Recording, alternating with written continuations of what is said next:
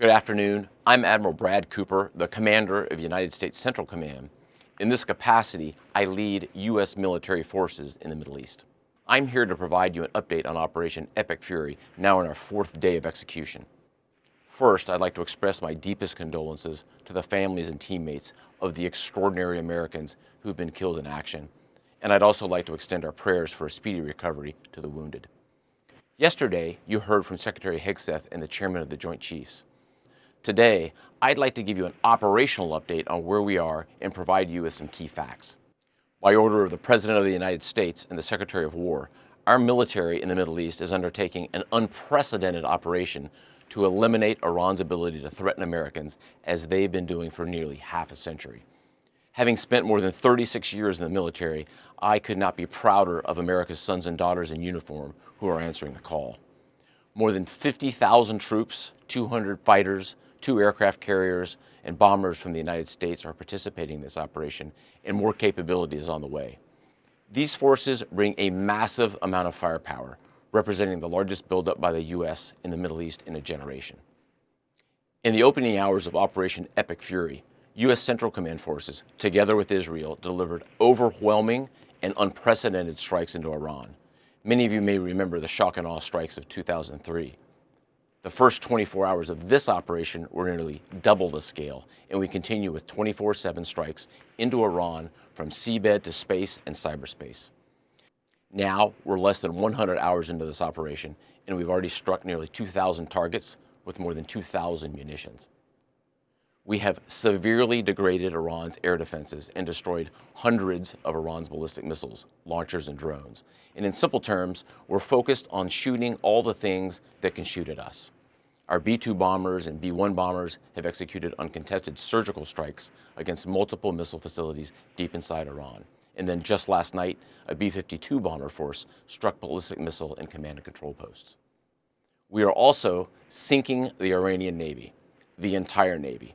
Thus far, we've destroyed 17 Iranian ships, including the most operational Iranian submarine that now has a hole in its side.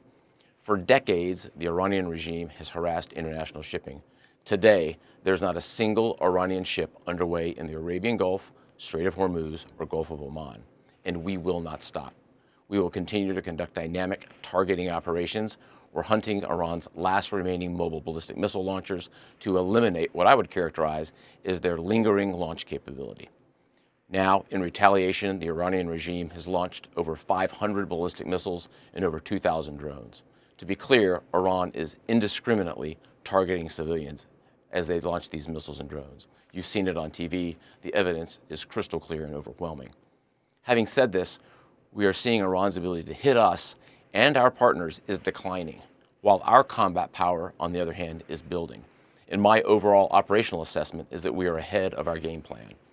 Along the way, every single branch of our military is achieving unprecedented success. I'll talk about just a few of them. Our naval forces have deployed multiple waves of cruise missiles, obliterating Iranian command and control and air defense capabilities. From 2 aircraft carrier strike groups, we're squeezing Iran from the sea and have them backed into their own ports. U.S. air forces are doing what they do best, executing a high volume of airstrikes right into Iran. Operationally, the 2 most powerful air forces in the world, the U.S. and Israel, are dominating the skies of the world's largest state sponsor of terror.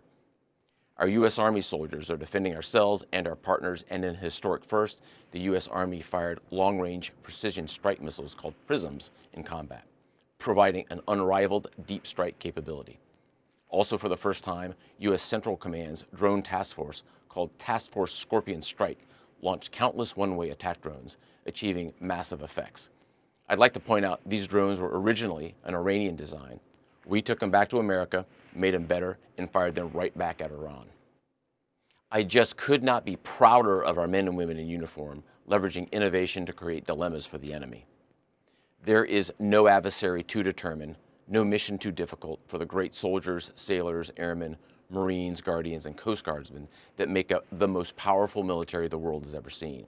Our military objectives are crystal clear, and our people are executing an immensely complex and historic mission with relentless lethality, conviction, and professionalism.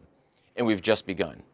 but I have the utmost confidence that we, alongside our partners, will absolutely achieve our military objectives. To all our warriors, Godspeed. Thanks so much.